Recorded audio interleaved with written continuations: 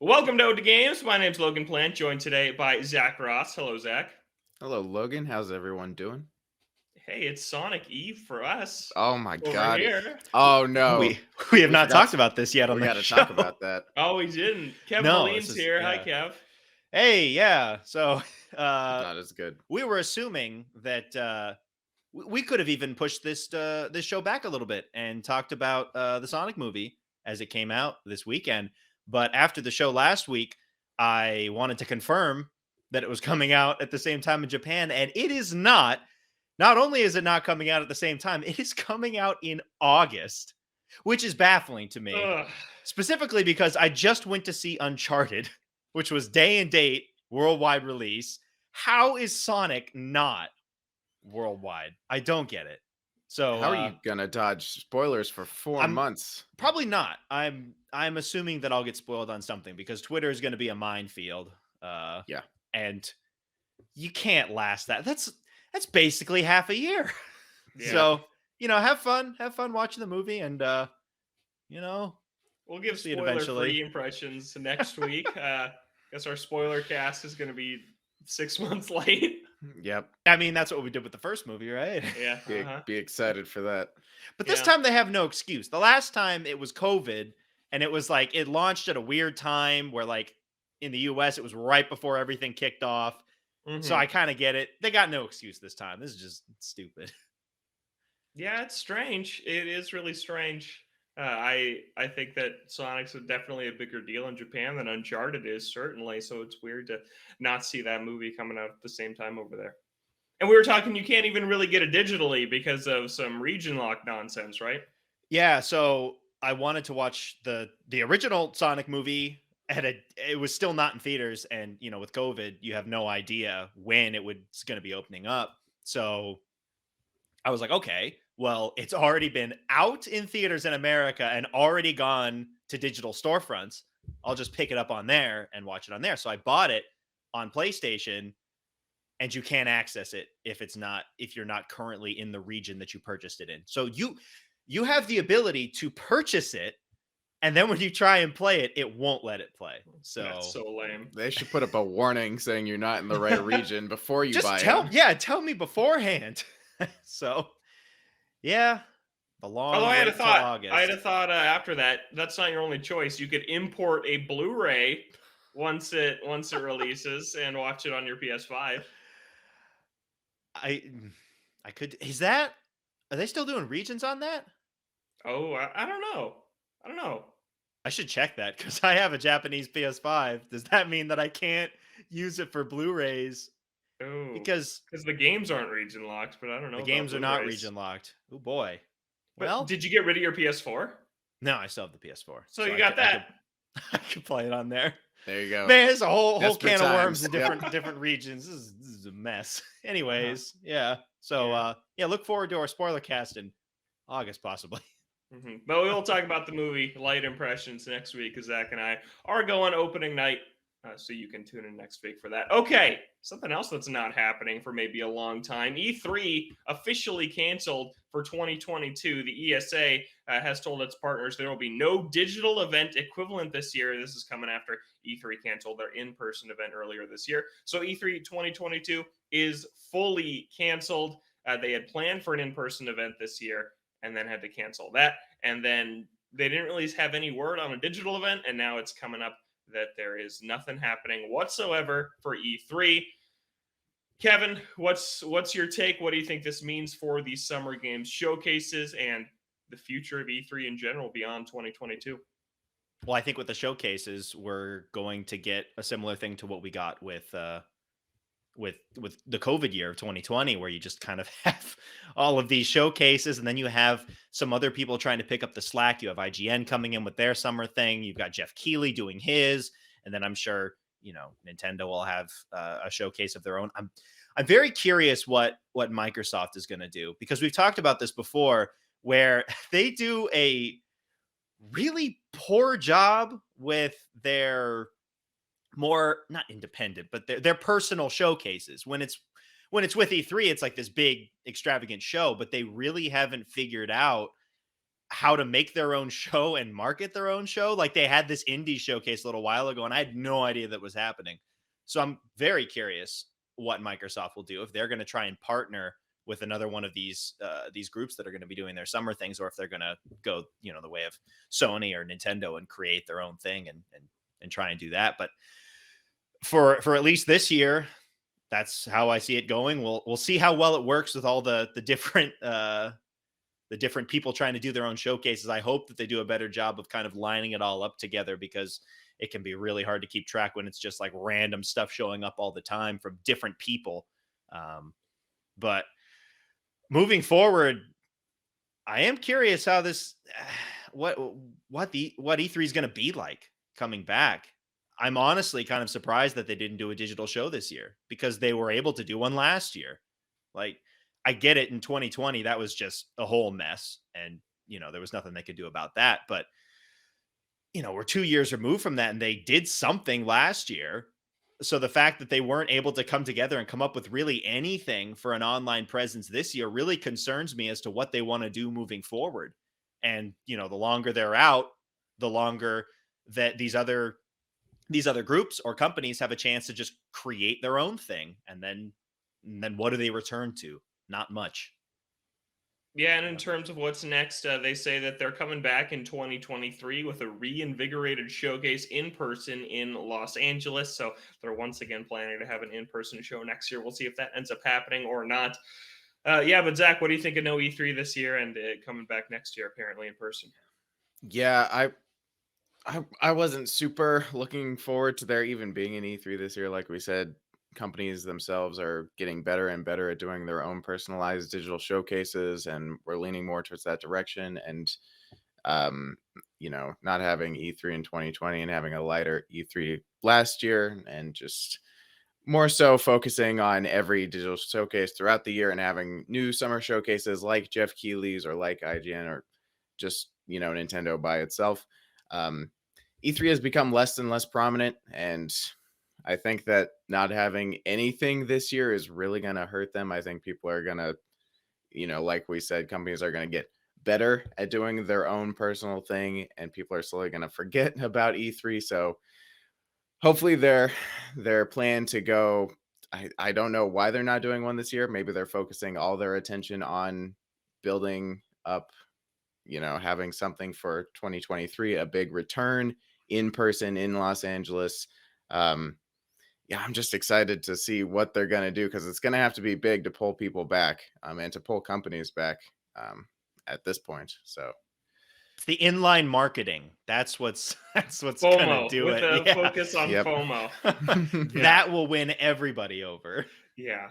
So even last year, E3 wasn't really present. I know they had an online thing last year, and the only thing that made last year different from 2020 was that companies all decided to do their presentations in the same week because E3 was back. But last year, we didn't cover anything that actually happened on E3's website. Did either of you log in and actually experience the E3 digital event last year?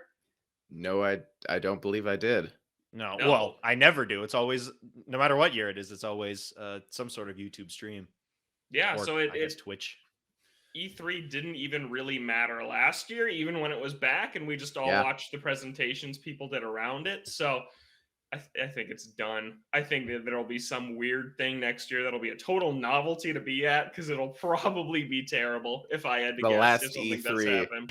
Yeah. Yeah, but I just don't think it really matters anymore. I appreciated that it was technically back last year, just because it did give us that structure, just because everyone did choose to do their independent presentations on the same weekend ahead of whatever the E3 digital event was, where all the press credentials were leaked. But I think that it's just not necessary anymore. I think that companies, for better or worse, have all decided to do their own individual things. I think mostly for worse. I think that most of them are superfluous and not very good.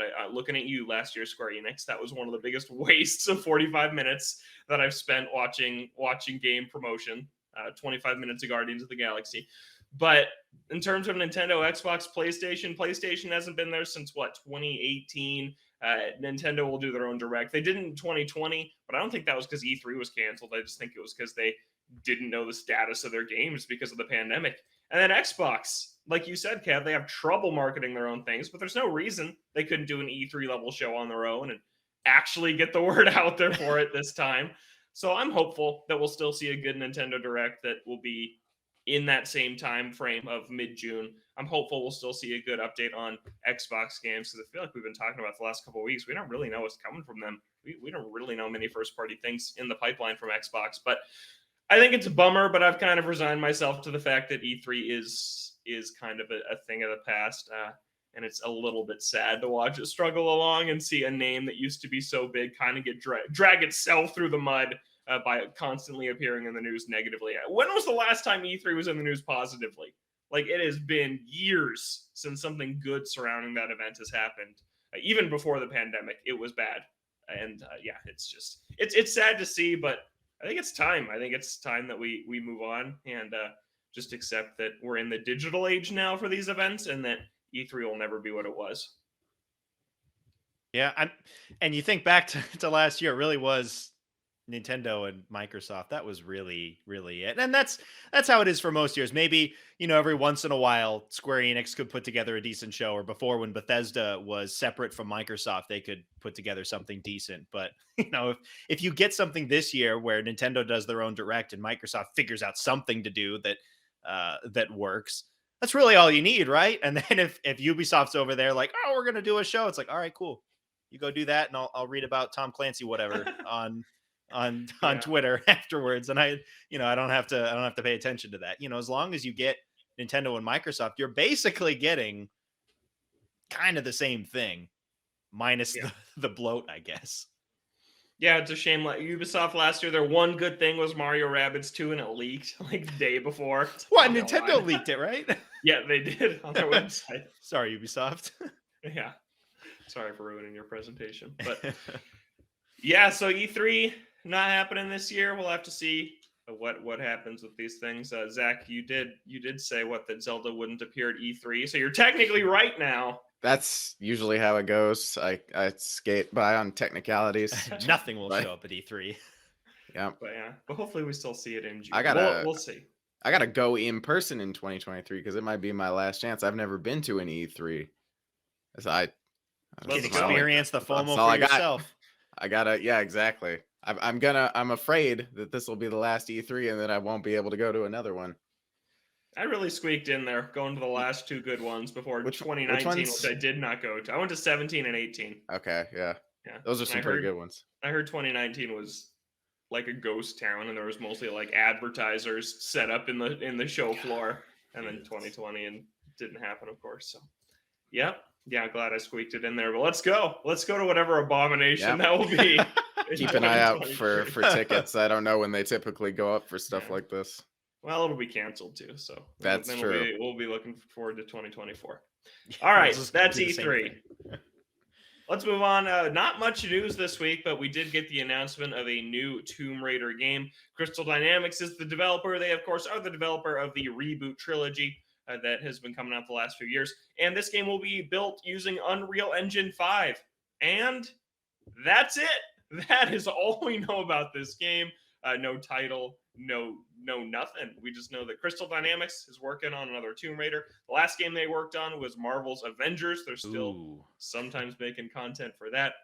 And they're also working with Microsoft's Initiative Studio on the Perfect Dark reboot, which there's been reports lately that thing's been going through a lot of development issues. But another new Tomb Raider. We did know Shadow of the Tomb Raider was the end of the Reboot trilogy. So, Zach, you've actually played all of these games. What direction do you see them going next with a new Tomb Raider game? That's a great question. I think that guaranteed it's gonna have Lara Croft as the main character. I think it's gonna start off a new saga. I feel like it'd be weird to have Tomb Raider without Lara Croft. That'd be a big leap. She really makes the franchise. So I think definitely just it'll be pretty easy because I don't know, the story wasn't super cohesive in the first trilogy, so they could really do whatever they want. And it's definitely going to look gorgeous, but I'm kind of sick about hearing just that these games exist and nothing else about them. Because, like, what am I supposed to do with this information? I know nothing. It's going to be a long time before we know anything. It's nice to know that games are being made in Unreal Engine 5 and to have an idea of what's being made in it. So at least that's good. But yeah, this trilogy could really go, it's probably not, I don't know if it's going to be a new trilogy, but yeah, the new direction that they're going to take. Really, the only thing I could predict is that Lara Croft's going to be the main character. And if she's not, I guess that'd be cool too.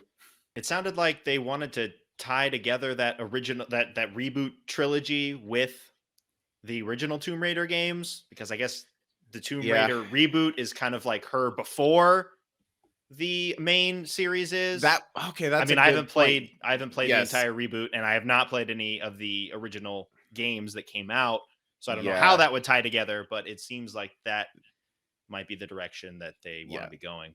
The original Tomb Raider games starting on PS1, and I think the entire saga leading up until the reboot was like her later in life, and the reboot is her beginning her adventures. So I guess that they could maybe do a remake of the first game on PS1 with the dinosaur and the freezer and the butler. I don't really know. The swimming pool.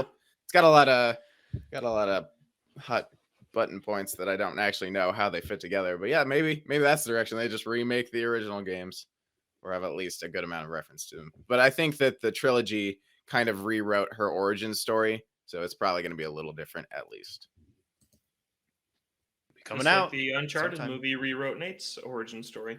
Exactly. Although this is staying in the same medium. That's a little bit better when it's a film, but if you're doing that, I want in a the game games- adaptation of the Uncharted movie. Oh my god.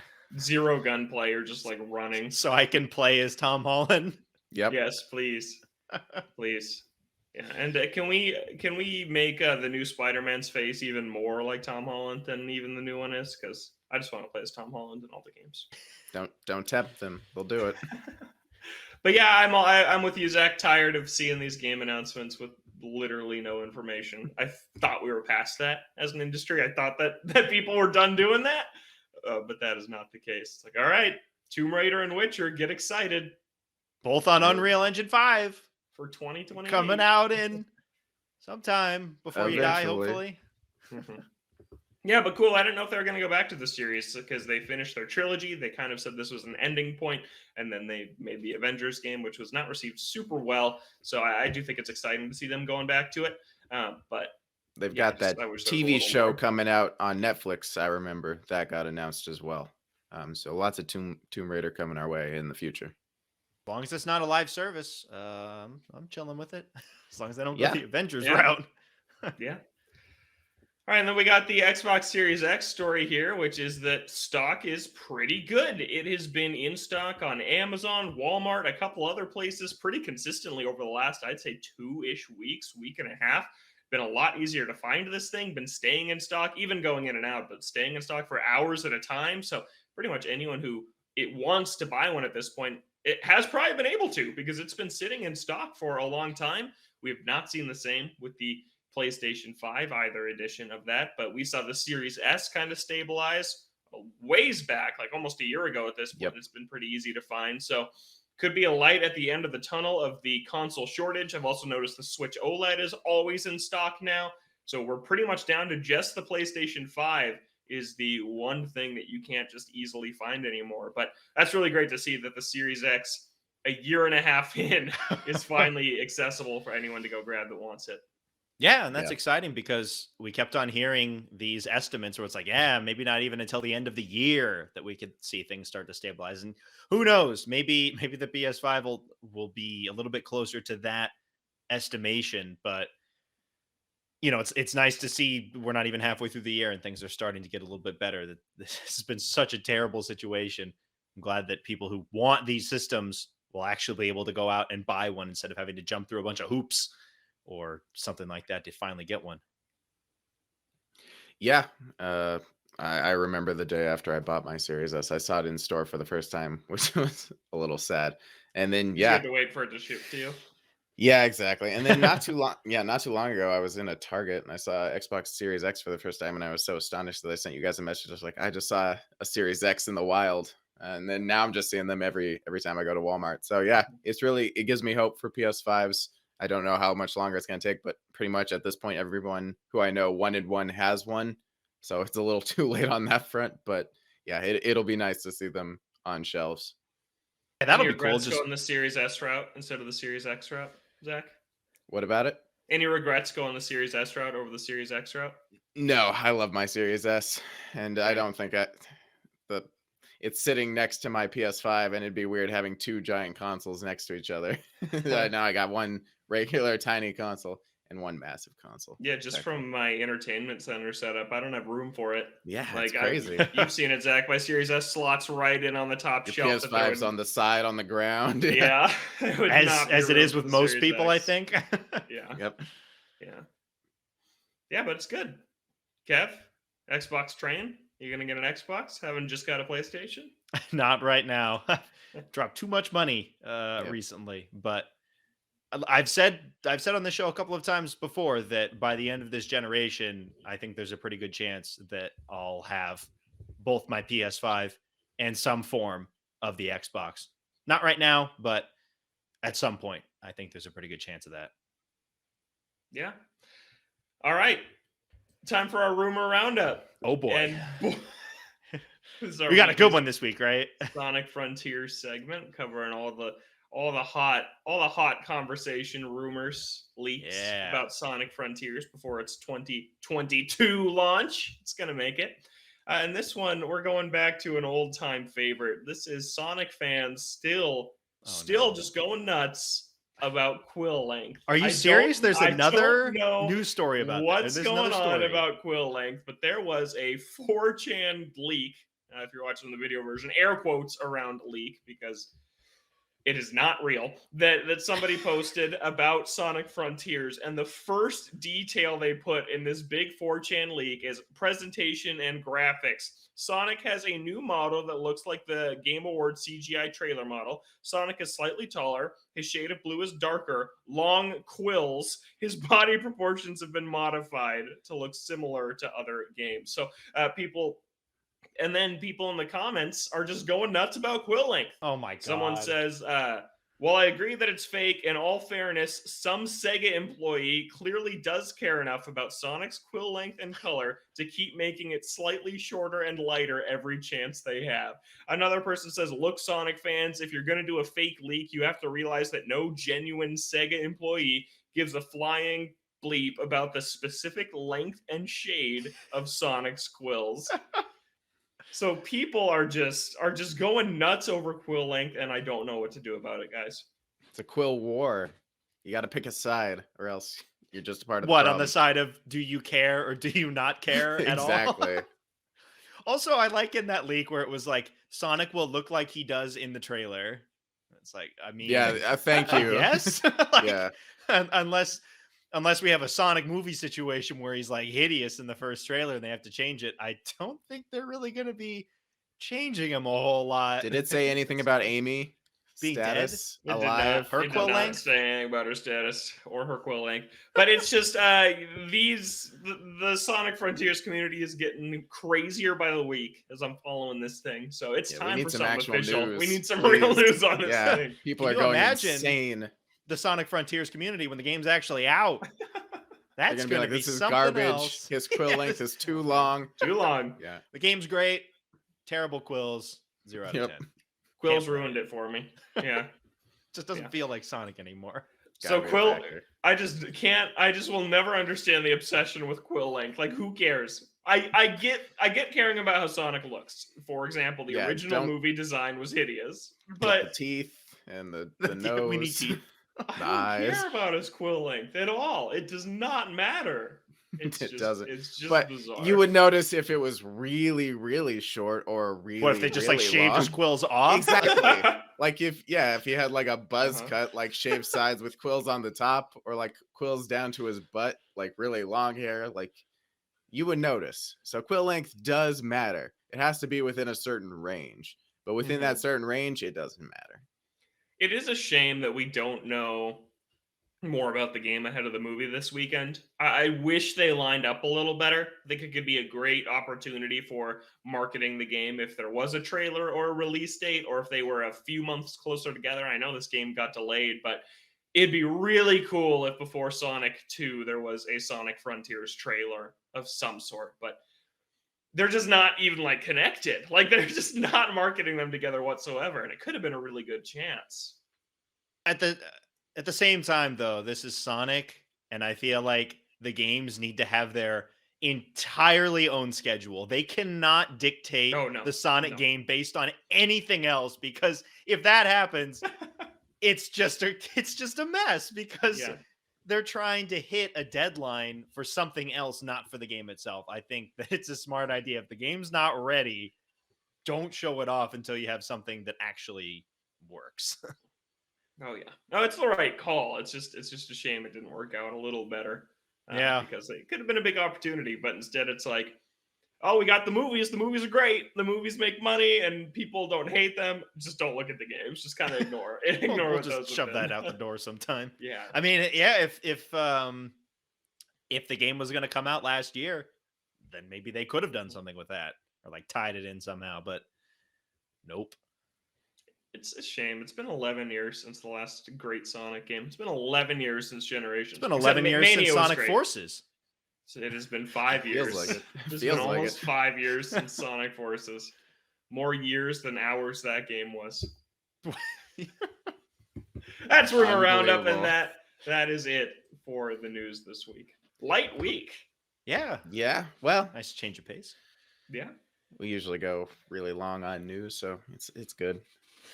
But that's gonna do it for this week's Rumor Roundup. Rumor we don't Roundup. we don't care about the great news. rumor. Will Lang. Yeah.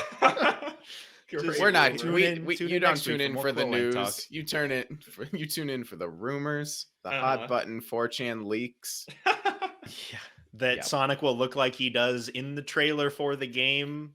Did in you the say game. Sonic Will or Sonic Sonic Quill? Quill. I said Sonic Sonic Quill will. look like. Okay. That's a shame. All right, that's enough. No more rumors. We're gonna be Cut it moving on to what we've been playing this week. No Sonic, I believe, from any of us, which is good. No. We're saving. That'll be on ourselves. next week with the movie. Yep, Except for exactly. me. I have not been playing much personally. I did a little bit more Elden Ring, a little bit more Ace Attorney Dual Destinies. Still not loving Dual Destinies, but for Elden Ring, I'm still doing my first save because I don't want to go into New Game Plus because there's still some bosses that I have to beat, and I don't want them to like get way tougher because they're impossible on my first playthrough. I don't think they're going to be much easier when they have more health and more damage. I think that would mean that they get harder. Yeah. So there's 2 more bosses that I am just trying to beat before I even think about New Game Plus, and they are. I think one of them is the hardest video game boss I've ever fought in anything ever, and that's saying a lot. Man, even stronger than the beach. Don't talk about the beach. Don't talk about that Uncharted 4 beach. Yes, one of them is so hard because every time they hit you, they get health back. And they have an impossible to dodge move that hits you like 30 times. And if it doesn't kill you, they're basically back at full health. That So sucks. that's a lot of fun. Ugh. Look forward to I'm waiting for Logan now. I'll wait for him to get there so he can help me. I am not there. In 30 hours or so once he beats the game. And then other than that, Logan and I did have a chance a couple days ago to play Tiny Tina's Assault on Dragon Keep, which is the 5-ish hour Borderlands 2 DLC that got released as it's a standalone prelude to the new Tiny Tina's Wonderlands, which just came out. It's out, right? Yes, It is out. Yeah. This thing, the exact same thing happened to Borderlands 3, where it came out and it dropped off the face of the earth immediately. No one's talking about it. I know nothing about it. It's a really weird thing.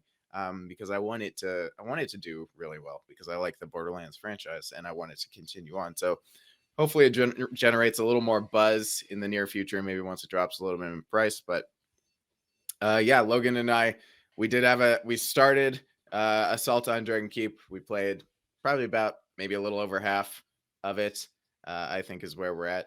And it's it ripped directly from Borderlands 2, exact same combat, exact same everything, the same character options, plus the DLC characters, which you could have, I think they now come with every version of Borderlands 2 you can buy because they're all like Game of the Year Collections editions. of it. Yeah. Yeah, All exactly. DLC. Yeah, but the 2 DLC character types that you could have bought are available options. I chose the Gunzerker Salvador, who I played in Borderlands 2. And Logan chose this most broken. I don't even go ahead and talk about it, Logan, because Okay, I it's chose. a What's little it? confused. What's it even called? His name's The Krieg. Psycho.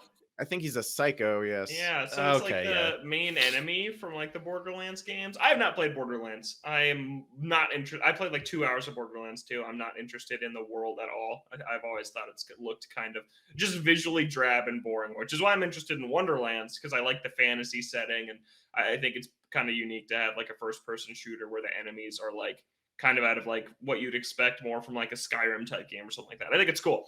But I'm playing as a psycho. I'm wearing a snowman head with a top hat and like a weird vest thing as my outfit.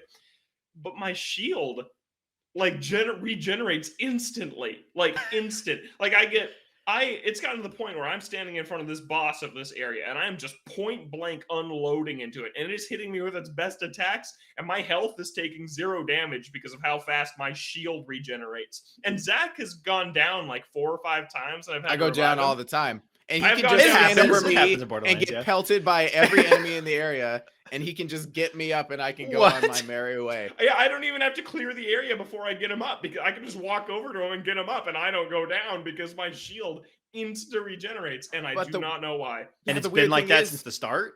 Yes. Like, Since we I noticed. so it wasn't like you picked up like some the like first time I god went tier down. shield or something. Because See, I- it wasn't at the start. I was struggling in the first area. But That's a after good that, just I pick was up like God. a super Yeah. good shield. Yeah, not too long ago, I was down, and then I asked for Logan to come pick me up, and then I was like watching his health bar because I was worried he was going to go down because there's a lot of enemies around me, and his shield would just like blip down, blip up, blip down, blip up, blip down, blip up, and I was like, what is happening? Is that actually happening? And then we like compared shield numbers, and mine was better than his. And it's not even like I had a perk or something or an attribute on the specific shield, because I have changed shields 2 times and that has not gone away. The only thing that I can think of is that in Assault on Dragonkeep, you get class modifications based on like D&D classes, and he picked one up and I didn't, and that was the only thing, like the only major change I can think of before I noticed this happening. So you pick up but- one class modification and just break the game. So I don't know if his class modification is just like overpowered, Kind of. because I have since picked one up and I'm still going down and taking a bunch of damage. So I really don't know what sort of godlike combination he has. Maybe just like DLC characters are better. I don't know. Yeah. But it's awesome. we're just ripping through. Like Logan just goes off everything we do. He's just going nonstop. then- It's ridiculous. Then you go play the real game and it's like, what is this? They Yeah, can I actually damage suck. me. Yeah, can I import my character, please, from Assault on Dragonkeep into Wonderland? No, but I'm liking it a lot. I think it's fun. I think that this is never a game I play alone. I think Zach kind of mentioned that too. Like Borderlands is always you don't better play with friends. Borderlands Yep. games alone. But yeah, I think it's fun. I like the cell shaded art style. I like that. So Tiny Tina's like narrating the entire game pretty much, and so She's dungeon mastering. Yep. it's I forgot fun what it's called. because you DMing? walk What? into an area and there's an enemy that's like level 45 and we're like level 4, and she's like, oh sorry, I only balanced the critical path, let me fix that for you real quick, and then she just like turns it into level 5, and it's just super funny to have like this world where nothing's happening. Like, it's a fictional world for our actual characters since they're playing like D&D basically. I think that's just a really cool setup for a story. I think it leads to some funny moments. Yeah, absolutely. I forgot what it was called. It's not D&D. It's like battles and oh my god, I forgot. Yeah, I don't remember what it's called. It's not definitely a Battles knockoff, in but Borderlands. ooh, that's a good one. I like that. B&B. Yeah. But yeah, it's extremely similar to Borderlands 2 in gameplay and dialogue, because it's it does feel like DLC. I mean, it's not particularly long, so definitely, and we paid for it, but it's free for PS Plus players, so we're playing it on Xbox because we had to buy it. But yeah, it's fun. Feels good to be back in Borderlands. I always loved the quippy dialogue and the looter shooter combat. So Yeah, I haven't played any Borderlands since like 2019 when I played Borderlands 2, because I still haven't played Borderlands 3. It was So solid. Yeah. yeah, Enjoyed it for what it was. I definitely want to do it at some point when my friend and I get back into it. Because Logan, like you said, has no interest in Borderlands, only in Wonderlands. But maybe Wonderlands will change his mind on that. We'll see. Maybe. Maybe. Who It's knows? called- If you like the gameplay enough, it's Yeah. probably it's probably the same thing. Yeah. It's called Bunkers and Badasses is what Bunkers the D&D and is called Badasses. in Okay. Texas. It is That's B&B it. though. Yep. Okay. B&B. Okay. Mhm. All right. Yeah, it's a good time though. Yeah, that's all I've played over the last week. Pretty light. Anything else on your? I know you guys have been really into Kirby. Logan, any new thoughts on Kirby? Yeah, I'm really liking it. I haven't done a ton of the new content, the new levels. I've kind of just been going back and perfecting levels that I 100%ing, getting Waddle Dees that I missed along the way. And yeah, I'm really liking it. I have 100% of the first 2 worlds, and I'm almost done with the third. I've been doing the little Treasure Road challenges, been doing some of the Waddle Dee Town stuff. The cooking sub game is really funny with 2 players because you're like competing to grab what order the Waddle Dee's ordering at the counter, and it's just really frenetic and fun. But yeah, no real new thoughts. I just am still really enjoying it. How about you, Kev? What have you been doing with Kirby? Yeah, I've actually been playing a lot of Horizon the last couple of days, but I did play more of Kirby. I'm on the 5th area, the start of the 5th area, and I believe I've about 100% of the first 4 areas. And yeah, the thoughts are pretty much the same. I'm really enjoying it a lot. I really appreciate the world and the different levels that you're going through. I think, like I said, I think last week, the idea to put it into this post-apocalyptic world really allows them to create a bunch of unique levels within the same biome that you're in. You know, in one you're at the mall, and in one you're going along this road, and in another one, you know, they really change things up depending on each of the levels, despite the fact that they're all, you know, in the same desert location or ice location, or you know, just the normal video game tropey locations. But I think they do a good job with mixing up the levels throughout each of those worlds. And the platforming is still really great. I think mouthful mode is still a great time, and the Treasure Road really extends the playtime beyond just those main levels. It gives you a lot of extra stuff to do within each of the areas. There's a lot to do in this game, which again is great coming off of Star Allies, which I've heard has no content. So it's great that this one is very content rich, gives you a lot to do. Yeah, it's a really good time. I like it a lot. I will say I did play some 2-player mode of the regular levels. I saw my sister over the last week, and we played some 2-player through worlds 2 and 3. And it is not very good. It is what I've heard, but I can confirm the multiplayer is not a strong point for this game. The second player just plays as Bandana Waddle Dee and just has a spear, and does not participate in any copy abilities, does not participate in mouthful mode. He just like jumps on Kirby's back on whatever object he's absorbing. Like he'll ride on the top of the car or hang on the back of the roller coaster or whatever. And the camera just follows Kirby, and if Waddle Dee gets left, and the camera's not super big, so if Waddle Dee gets left behind, he's just insta warp. So it is definitely like a little sibling or little kid mode. Like if you're playing with someone really young, they'd probably have fun running around as Waddle Dee, feeling like they're really contributing to the level. But for 2 players, it's not great, which is a shame because like Kev and I played Kirby's Return to Dreamland. That has great multiplayer where you can both be Kirby, you both get copy abilities. The camera still follows player 1, but it has to follow somebody. And I think multiplayer works really well in that game. And here it doesn't work that well, but that's fine. There's a lot of other multiplayer options on Switch, like 3D World. If you want a multiplayer 3D platformer, that's a much better option. Yeah, and they give you the option, even if it's not perfect. Yeah. It's still there, and you can have a decent time with it. But yeah, it would be nice to have 2 Kirbys so that they can take advantage of that. But then that could be a little bit interesting with the mouthful mode. I think that worked a lot better with 2D Kirby, where you're generally in the same location. If you're doing some of these mouthful mode abilities, I can imagine that would be kind of a mess to try and get 2 players doing that for some of these, like the hang glider or even like the car could be really awkward trying to fit both of those on there. So I get why they did that. Yeah. But And even not just mouthful mode. Like, I wonder if it was a performance issue. Like, there's a lot going on screen with some of these, and it already leveled has up some copy issues. abilities. Yeah, like I'm thinking like the volcano breath one where you're launching these fireballs. I can't imagine two Kirby's doing that and it maintaining its frame rate at all. So I think it's Probably fine. not. Yeah, because it is a really great single player game. It's just the last few console Kirby's have had really great multiplayer. Like Star Allies, not a great game, but that's still a highlight. The multiplayer was really fun in that game. But yeah, it's fine because this is a great game overall. Yeah, really good. Other than that, for me, more Horizon Forbidden West. They brought out an update where Aloy doesn't have to bend down and pick up individual like berries that and was plants. annoying. So Wait, I can seriously? just, yeah, Oh my god, yeah. that's So like huge. I can run through just like Ridgewood and just mash the pickup button and she just grabs them all. Like Zach and I complained about that Yeah, on the show. we Yeah, did complain and about that. They're apparently listening. it was a pretty under the radar thing. Like there was only a couple of people talking about it, like, hey, PSA.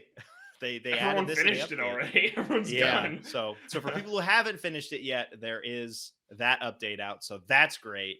That has made gathering stuff so much easier. Just running through certain areas, getting from point A to point B, and you're just like mashing the pickup button as you're going along. But yeah, it's been a great time, and the more that I play, the more that the graphical prowess of it really hits me, especially when you have some side quests where you're like, oh, go to the top of this mountain and do this thing. And then you go up to the top of that mountain and you just look out over this entire world and you're like, oh my God, like this is crazy. The fact that I can look out in this direction and I see the tall neck out there walking around in its location and just being like, yeah, that is miles away. And I can still see that like perfectly. And you can basically see the whole world and all these settlements. Like it is impressive what they accomplished on a graphical scale with this game. And that it runs on PS4 is even crazier. Yeah, none of us have seen how it runs on a PS4. I don't know. I don't think I want to. I don't want to either. I think the PS5 is fine enough. So yeah, the graphics have been blowing me away in certain spots, and I think the story has picked itself up a lot in the. I don't know if it's second half, but after that main starting area, I think it's a little bit slow to start as it's showing you these things and trying to reintroduce this world and these characters. But once you get to that main area of the Forbidden West and you start to unravel things, I think it starts to get a lot more interesting when they add in some of these new characters and some of these new threats that you have to go up against. I think it gets a lot more interesting, not to the level that the first game did. I think the first game, what really helped that out is that it had this sense of mystery around it of like, what happened, right? Like you've got this destroyed world and it's like, what happened to this world? And you're slowly piecing that together. And if you play the first game, that. And so it doesn't really have that level of mystery to it, which I think hinders it a bit. But I think that some of the things that they do and the characters that they add have made the story more interesting than it was maybe in the early stages of the game. And then beyond that, the combat is still great. Fighting the massive robots is always a really good time. And they add in a bunch more combat options with all the different weapons that you can use. I've still been mainly using arrows and a bomb spear a lot. That has been my go-to. Yeah, arrows were my go-to the entire game. Yeah, but the bomb spears have been great. Do a bunch of damage right away and take some of their armor off and then go at them with their weak arrows. But they do give you a lot of options. The combat is still a lot of fun like it was in the first game. And I've been enjoying some of the side quests a lot too. For the most part, they do a pretty good job of fleshing out these characters in some of the side quests, which allow you to care about some of them. And they give you decisions sometimes that you can do that change things depending on who you pick. That can change how stories go and new quests that open up. And that's been fun. So I've been impressed with some of the side quests. I don't know if I ever talked about this on the show, but I did go back after I beat the game and did a bunch of side quests in the first town. I forgot what it's called. The very first town? The Chain Scrape. Was there more that opened up, or did you just not do any of those originally? I really did none of them. Okay. So I did. And Logan was talking about how he really enjoyed them. So I went back and did them, like the one that takes you north into the mines. I really liked. So did that you one a just lot. like obliterate everything? Yeah, pretty much. Also, But those miners have been trapped in there for the whole like, game. Yeah, years. I did consider that. That was a little weird, but yeah, I actually I went back to do some side quests, and I really enjoyed them. So might go back and do more of those at some point if I ever get the itch to go back into Horizon, which I'm sure I will at some point because that world is beautiful and I do want to spend more time in it. Yeah, it's been a good time. Some weird little things. I'm confused by how often like plants will like spawn within the ground or within like certain structures where I'll like use my focus and be like, oh, there's something to pick up over there. And it's just spawned in a wall and you and you can't pick it up. There was another time where I was going in this abandoned mine shaft and you have to use the polecaster to like, like rip the vent off the wall and it opens up just this little passageway to get to an item, just to get to like a chest at the end. And Aloy was like, "Oh, it's a dead end," but she wouldn't go in.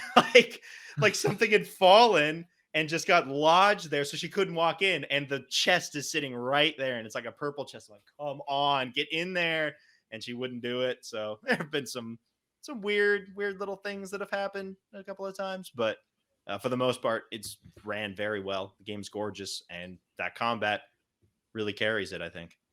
Yeah. Have you given it much of a chance to the skill trees? I stuck mainly to the hunter skill tree that upgraded bow and arrow stuff. But yeah, each skill tree has like a special skill that you can unlock and activate. It's like a temporary power up. The one for the bow and arrow tree, I think, was just like extra bow damage whenever you activate it. But she like drags paint across her face. I don't know if you give him much chance to looking into A little the different bit, skill trees. Yeah. not too much. I mean, I've been doing a lot of bow and arrow stuff, and I do survivalist as well, just getting like more health from berries and being I able to typically hold went with more, stuff stealth like and that. And stealth the helps stealth too. tree, Yeah, yeah. it's been like bow and arrow, berries or whatever that is, and stealth have been the big three for me. Stealth is very big if you're doing any of like the rebel camps or stuff. Combat like that. one, I never even touched. So, like if you're in combat, you already lose. If you're like smacking them with your thing, you're out of ammunition. It's it doesn't rough. come up too often. It's not super useful, unfortunately. But yeah, I'm enjoying it a lot. It's a good time. Awesome. All right, time for our Ode To this week. Ode To. Let's do it. It's April, which means we have goodness. reached the quarter mark of the year somehow. Feels like we were celebrating the start of the year like just a couple of weeks ago. Time's flying by, but that also means that we're getting that much closer to Game of the Year conversation. So 1/4 of the way through, thought we'd do a little bit of a check-in and see where we're at on that. Games that we've played that came out this year and what you think so far is your possible game of the year and what could dethrone it for games that are still going to be coming out. Zach, I'll throw it to you first. What games have you played that came out this year and what do you think is kind of your front runner for game of the year? The big two that I have played, and I think the only two, would be, like we were talking about, Horizon Forbidden West, which is an absolutely beautiful game, which really showcased the capabilities of the PS5. Actually ended up really liking the story, the combat, fantastic. So definitely was a contender until I shortly after started playing Elden Ring, which has swept the nation. Everyone is throwing this in Game of the Year, guaranteed, no doubt about it. One most anticipated game 2 years in a row. This game lived up to all the expectations, and I would say exceeded them. It's absolutely fantastic.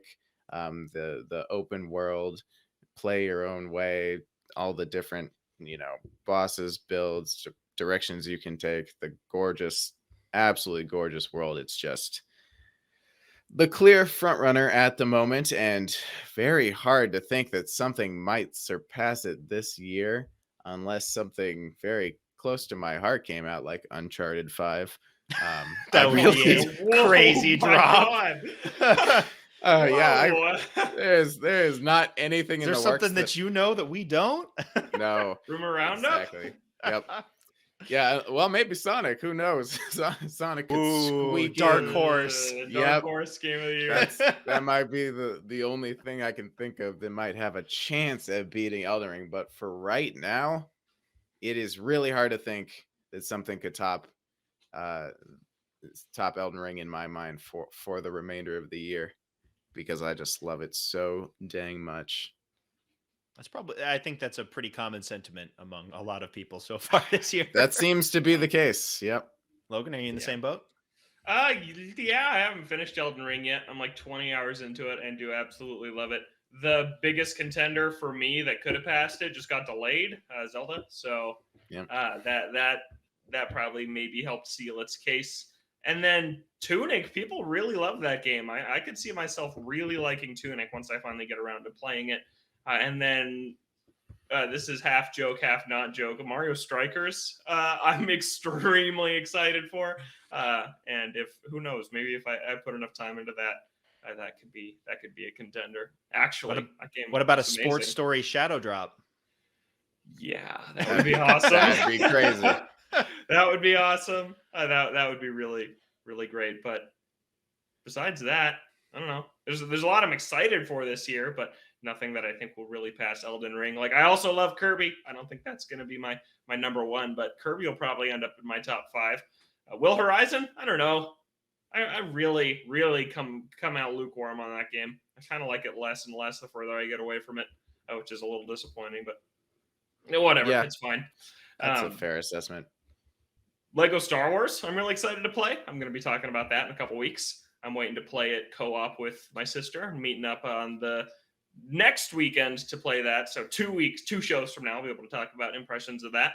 And people seem to really like that game too. And then the true dark horse, Nintendo Switch Sports, is coming out at the end. That would be a I'm real gonna dark like it. horse if we come to the end of the year and that's game of the year.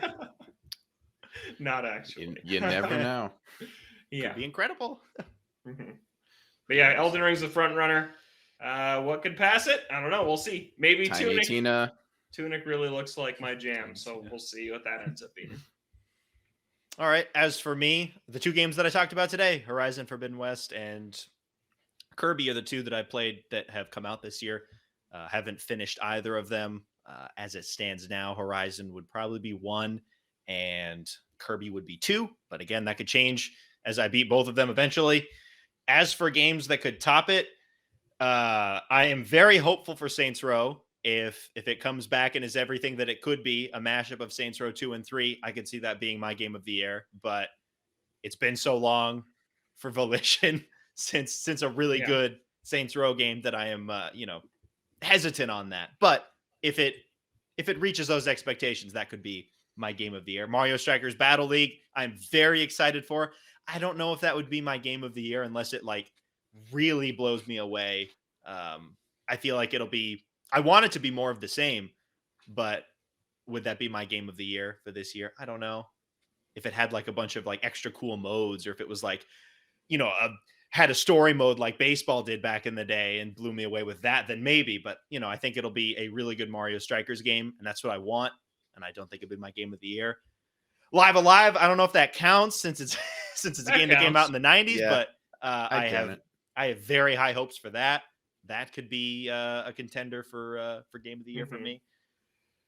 Yeah, I don't know. I think God of War Ragnarok, if it somehow manages Zach to will be get the one in, person playing it.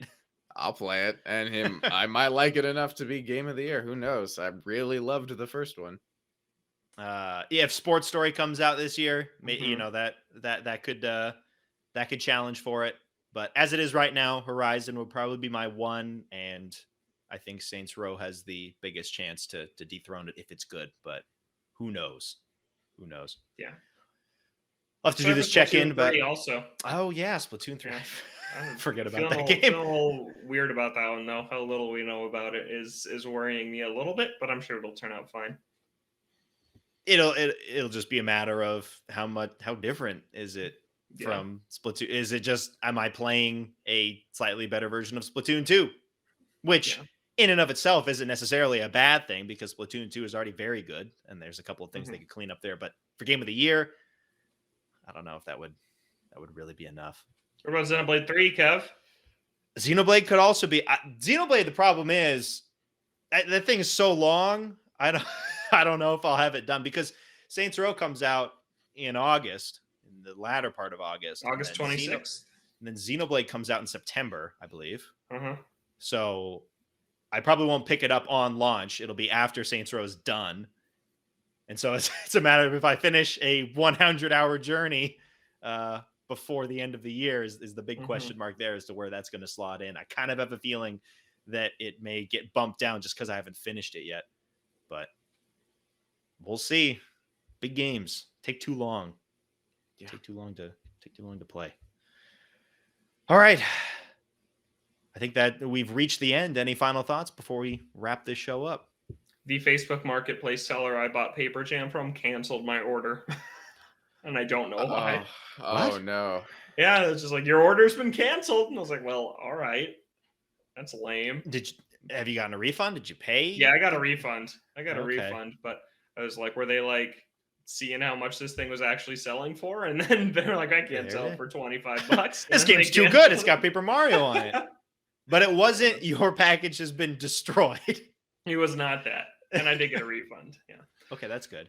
I'm But also also really, really on the fence about getting a new Switch, because I was holding out for a Zelda Special Edition.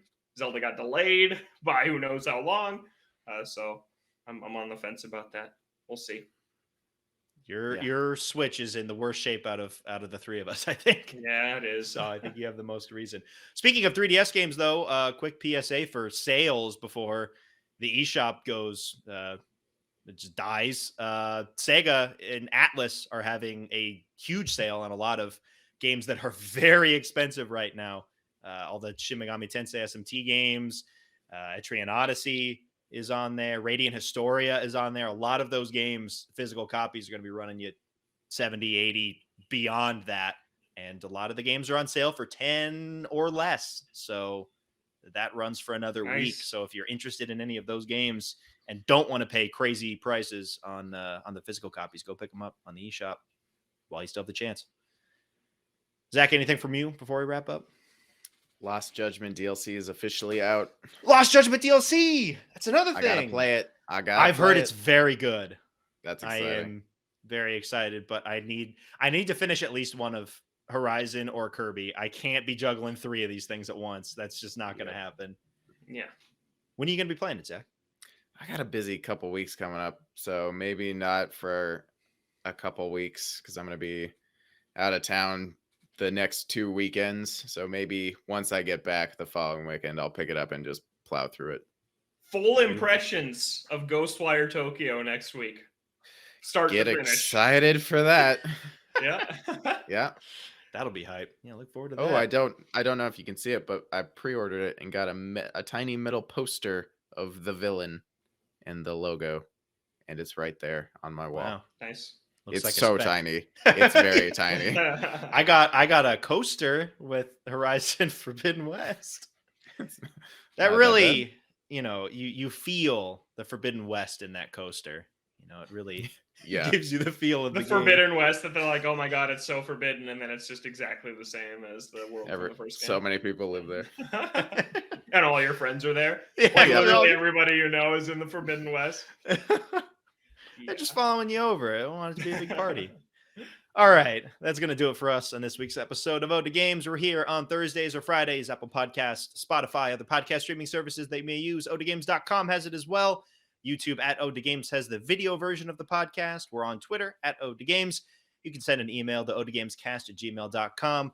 For Logan and Zach, I'm Kevin. Thank you so much for listening, and we'll catch you next week.